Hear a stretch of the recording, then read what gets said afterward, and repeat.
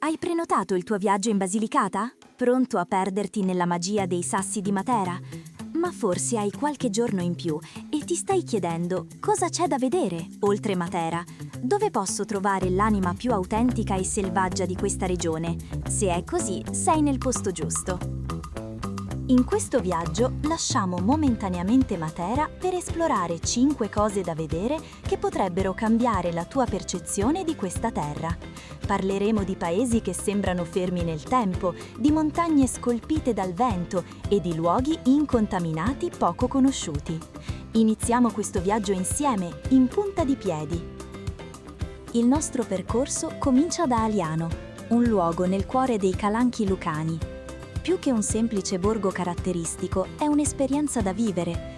La vera magia è camminare tra i calanchi che lo circondano, un paesaggio quasi lunare di argilla modellata dall'acqua e dal vento. È un'emozione unica che ti farà sentire su un altro pianeta. È proprio qui, in questo scenario desolato e struggente, che lo scrittore Carlo Levi ambientò il suo capolavoro, Cristo si è fermato a Eboli, durante l'esilio.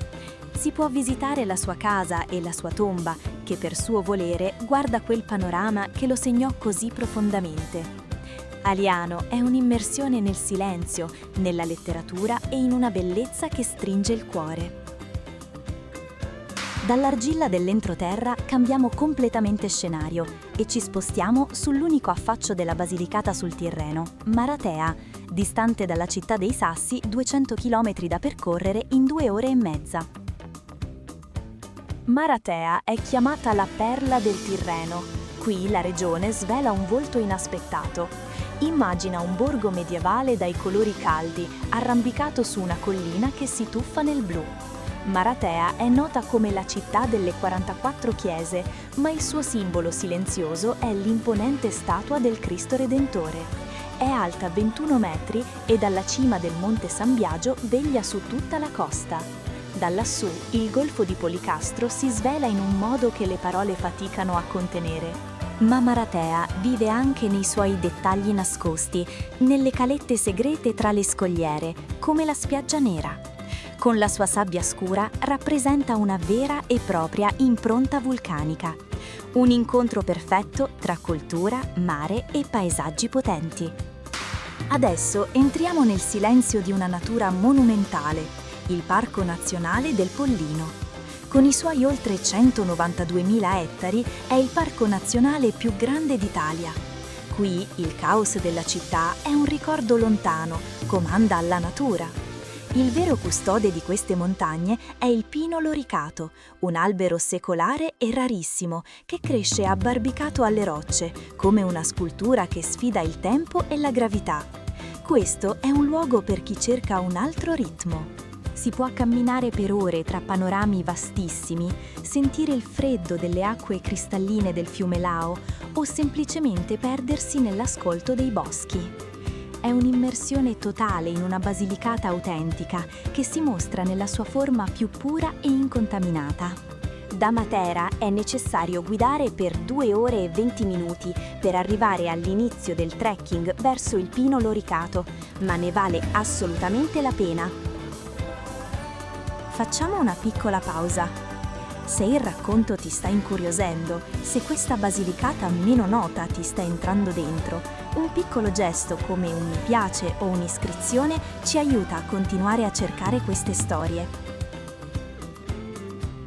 C'è un luogo dove il tempo si è fermato d'improvviso. È Craco, la città fantasma. Questo borgo è stato abbandonato negli anni 60 a causa di una frana e oggi è composto solo da ruderi, cristallizzato in un tempo del passato. Da Matera si può raggiungere in meno di un'ora ed è possibile visitarlo solo accompagnati da una guida autorizzata. Attraverserai palazzi abbandonati e decadenti, navate di chiese a cielo aperto e case silenziose, dove l'unico suono è il fischio del vento. L'atmosfera è talmente cinematografica che Craco è diventato il set di film come The Passion di Mel Gibson. Salire fino alla vecchia torre normanna e guardare giù, verso il paesaggio nudo dei Calanchi, è un dialogo silenzioso tra la fragilità dell'uomo e la forza della natura. Craco è un monumento malinconico e incredibilmente affascinante.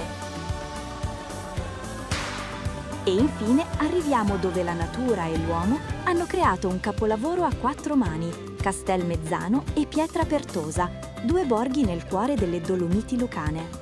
Da Matera è necessario guidare per 1 ora e 10 minuti e percorrere gli 83 chilometri che separano la città dei Sassi dalle Dolomiti Lucane. Questi due borghi, considerati tra i più belli d'Italia, sembrano nati dalla roccia stessa.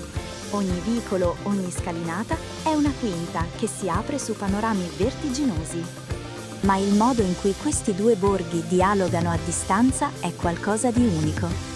Un cavo d'acciaio, il Volo dell'Angelo, permette di attraversare la valle sospesi nel vuoto a 400 metri d'altezza. Non è solo adrenalina, è un cambio di prospettiva, un modo per vedere queste montagne come farebbe un volatile, sentendosi per un attimo parte del paesaggio stesso. Per chi preferisce un passo più lento, c'è il percorso delle Sette Pietre, un antico sentiero che collega i due borghi tra storie e leggende. Castelmezzano e Pietrapertosa sono l'essenza di una certa Basilicata: avventura, natura spettacolare e storia. Dal silenzio letterario di Aliano alla costa di Maratea, dalla natura selvaggia del Pollino alla bellezza spettrale di Craco, fino al volo che unisce le Dolomiti Lucane. La Basilicata, quindi, è molto più di Matera. È uno scrigno di storie diverse, a volte aspre, a volte dolcissime. Una regione che non si mostra tutta e subito, ma che, se le si dedica tempo e ascolto, sa come rimanere nel cuore. Siamo curiosi di sapere quale di queste tappe vi ha più colpito. O forse conoscete altri luoghi, altre storie lucane che meritano di essere raccontate? La conversazione, come sempre, continua qui sotto, nei commenti. Grazie per aver fatto questo pezzo di strada con noi. Alla prossima avventura!